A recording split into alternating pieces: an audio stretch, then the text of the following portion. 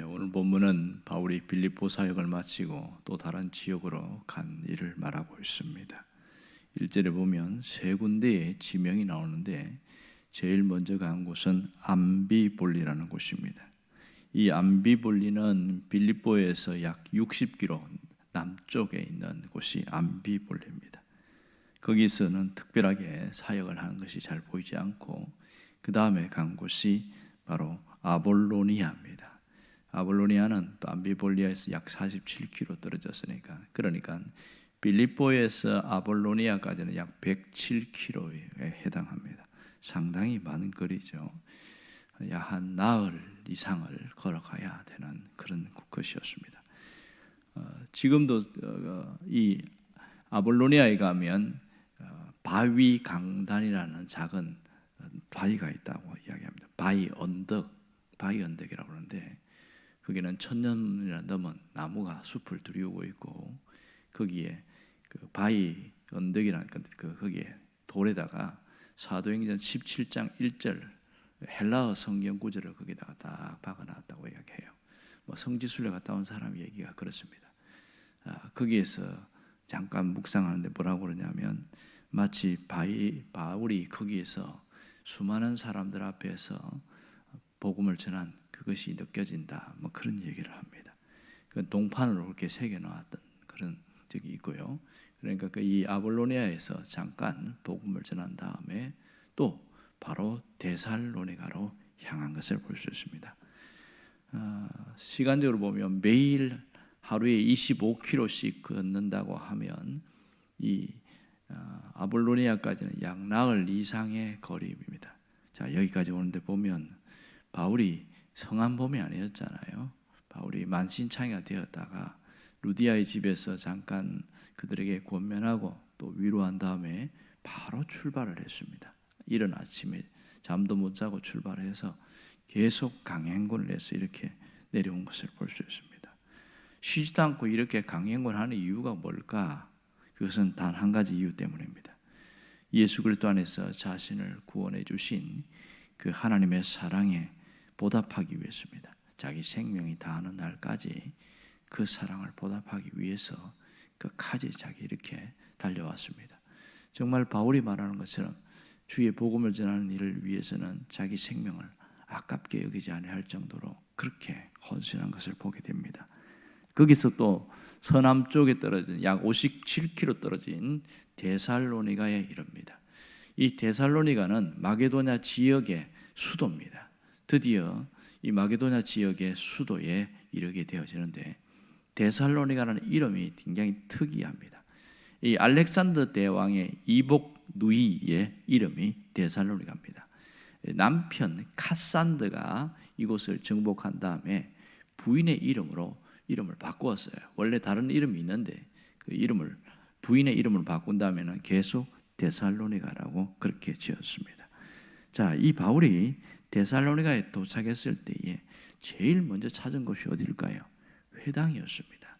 바울은 가는 곳마다 회당을 찾는데 헬라어 성경에 보면 이 회당이라는 단어에 보면 정관사가 없어요. 그 회당이 아니라 그냥 회당이었습니다. 그렇다면 데살로니가에는 회당이 한 개가 아니라 여러 개가 있다는 것을 알 수 있는데 그 여러 개 중에 한 개의 회당에 가서 복음을 전합니다. 거기서 짧게 있지 않고 약 3주간 거기서 갑니다. 새 안식일이니까 오늘은 이곳 회당, 다음에 안식일에는 저곳에 해당해서 그러니까 세 곳을 가면서 복음을 전한 것을 알 수 있습니다. 자, 오늘 우리가 여기서 주목할 것은 2절에 나오는 내용입니다. 바울이 자기의 관례대로 그들에게 들어가서 새 안식일에 성경을 가지고 강론하며 그랬습니다.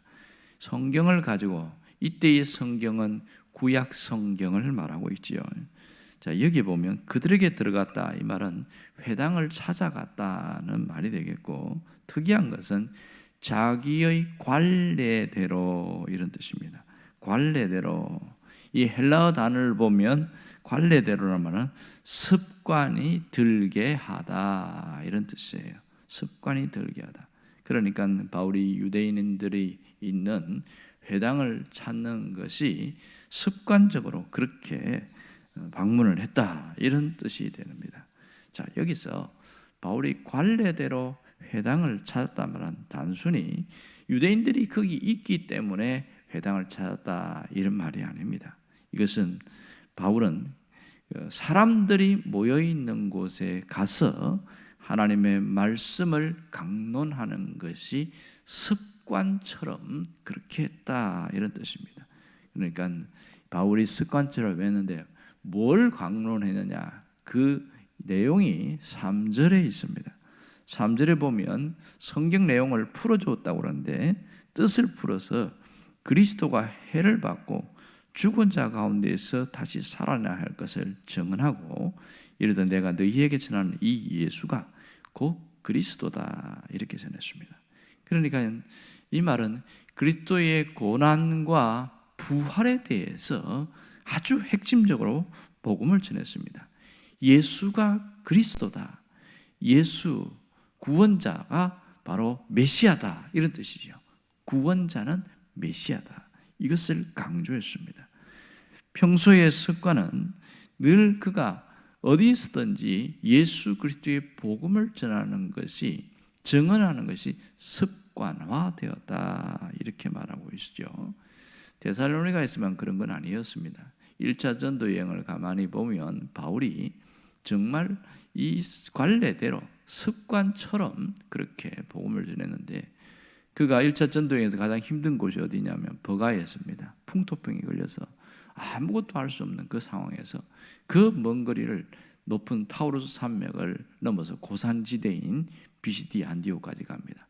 거기도 자기 몸을 수스리지 않고 안식일에 바로 유대인의 안식이 회당을 찾아서 복음을 전합니다. 거기도 엄청난 반향을 불러일으켰지만 또 시기하는 사람들 때문에 할 수 없이 나오게 되었지요. 그러다가 어디로 올라갑니까? 이제 이고니온에서 그다음 루스드라까지 가잖아요. 루스드라에서도 엄청난 일들이 일어났는데 거기서 바울을 신적 존재로 높일 만큼 그랬지만 반대 영향도 있었습니다. 바울이 그 저 위에 비시디 안디옥에서 내려온 그 유대인들에 의해서 함께 또 선동하고 그래서 돌에 맞아가 죽을 뻔했잖아요. 거의 실신해서 쓰러졌는데 사람들이 죽은 줄 알고 성 밖에 내쳐놨다고 그랬는데, 그런데 얼마 후에 다시 깨어났습니다. 그러면 이 회의감이 들지 않겠어요? 그런데 바울이 제일 먼저 한 것은 다시 루스드라에 가서 그 믿는 형제들에게 또 안부를 전하고 드베로 바로 갑니다. 그 먼 드베로까지 가서 복음을 전하고 이렇게 하고 있습니다. 상당히 먼 거리로 가서 복음 전하고, 이것이 바울의 습관이었다. 그걸 보면 바울은 머리부터 발끝까지 예수 그리스도의 증인으로 살아가는 것이 습관이 되어서 온몸에 속속히 배어 있음을 알 수 있습니다. 그만큼 바울은 어떤 상황, 어떤 환경에서든지 그리스도의 복음을 위하여 살았고 복음을 증언하는 것이 일상적인 습관이었다, 이렇게 말 수 있습니다. 결과로 보면 이 다음에 보겠습니다만은 4절에 보면 수많은 사람들이 여기서도 예수를 믿는 엄청난 일들이 일어납니다. 오늘 이 바울의 모습을 통해서 우리는 참된 그리스도인이 어떤 자인가, 이것을 오늘 우리가 볼 수 있습니다. 진정한 그리스도인은 그리스도를 위하여 살아가는 자입니다. 그리스도의 증인이 되어서 살아가는 것이 마땅하고 이것이 습관처럼 된 사람, 이런 사람이겠지요. 그러니까 그런 일을 위하여 자기 몸을 쳐서 복종시키는 일을 당연하게 여기고 안주하여 사는 삶을, 그것을 불편하게 생각하는 것, 이것이 바로 바울이 가졌던 신앙이고 우리에게 주는 교훈이라고 할 수 있습니다. 이러한 삶을 살기 위해서는 언제나 예수 그리스도 안에서 자신의 죽음을 고백할 수 있어야 하고, 또 그리스도의 증인으로 살아가는 삶을 당연하게 여기는, 그것이 되어질 때 가능합니다. 여러분, 사람이 습관이 든다는 것은 쉬운 것은 아닙니다. 어떤 습관을 새롭게 만들려고 할 때에 하루아침에 되어지는 거 아니죠. 우리 속담에 보면 이런 게 있어요. 3살 버릇 80까지 간다 그랬습니다. 이 3살 버릇은 80까지 간다. 습관이 바뀌지 않는다, 이런 뜻입니다. 물론 그 속담에는 부정적인 뜻이 담겨 있습니다. 몸에 밴 버릇은 늙어 죽을 때까지 고치기 힘들다, 뭐 그런 비유가 있지만 그만큼 좋은 습관은 오히려 오래 간다는 것이죠. 우리가 가진 습관에는 좋은 습관과 나쁜 습관이 있습니다. 사실 좋은 습관은 기르기가 상당히 힘듭니다. 왜냐하면 당장 나한테 유익이 되지 않고 눈에 뭔가 큰 성과가 나타나지 않기 때문에 그렇습니다. 하지만 나쁜 습관은 그냥 저절로 익숙하게 되어지는 경우가 굉장히 많습니다. 운동을 하는 것은 좋은 습관인데 운동 안 하는 것이 익숙해지는 것이 우리 현실의 모습입니다. 음식을 먹을 때에도 아주 고칼로리라든지 인스턴트 식품은 그것이 나쁜 습관임에도 불구하고 그것을 그냥 즐겨합니다. 그리고 뭐 채소라든지 여러 가지 식이섬유가 있는 그런 것을 먹는 것은 좋은 습관임에도 불구하고 익히는데 어려움이 많습니다. 여러분, 습관은 어떻게 해서 바꿀 수 있느냐? 뭐라고 이야기하냐면 그 어떤 것에 대한 목표와 통찰이 생길 때에 습관은 바꿀 수 있다, 이렇게 말합니다. 나쁜 습관을 좋은 습관을 바꿀 때에는 그런 자신 안에 있는 분명한 신념, 세상 사람들은 신념이라고 하고 우리는 믿음이라고 이렇게 말합니다. 그것이 어떻게 형성되는지 또 어떻게 그것이 온전히 세워지는지를 보면 된다는 겁니다. 이 습관을 만들게 하는 것은 의식의 세계가 아니라 무의식의 세계다, 그런 얘기를 해요.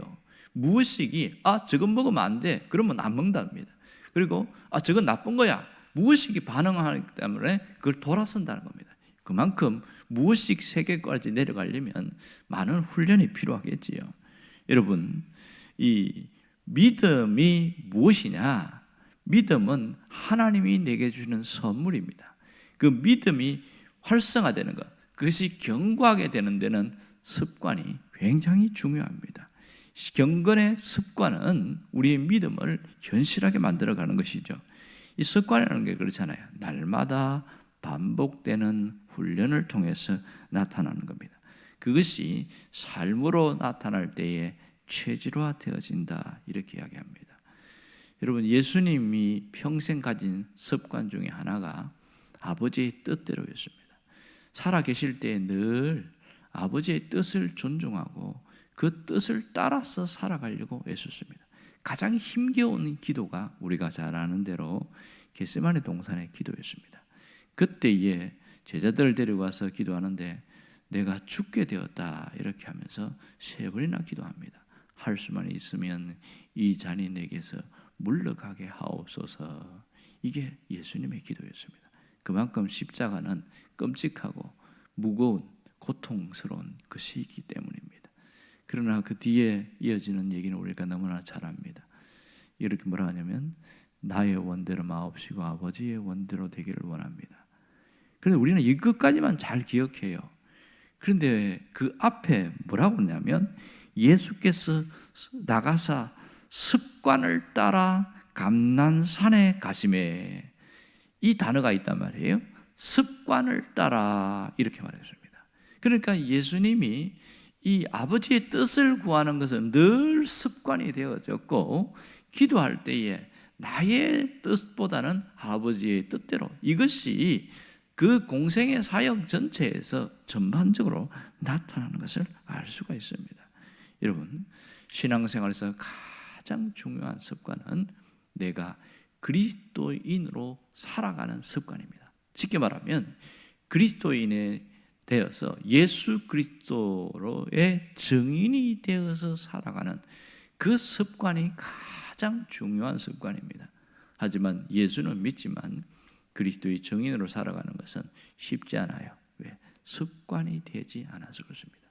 그리스도의 증인으로 살아가는 것은 특별한 사람만 그렇게 하는 게 아니라는 걸 알아야 됩니다. 그것은 몇 가지만 우리가 실천하면 충분히 우리도 그리스도의 증인으로 살아갈 수 있습니다. 하나는 이런 습관을 갖기 위해서는 하나의 방향을 설정하고 나가는 겁니다. 하나의 방향. 내가 이 그리스도의 증인으로 살아가야지, 이 방향을 설정하면 분명히 그대로 될 수 있습니다. 바울은 그런 얘기를 합니다.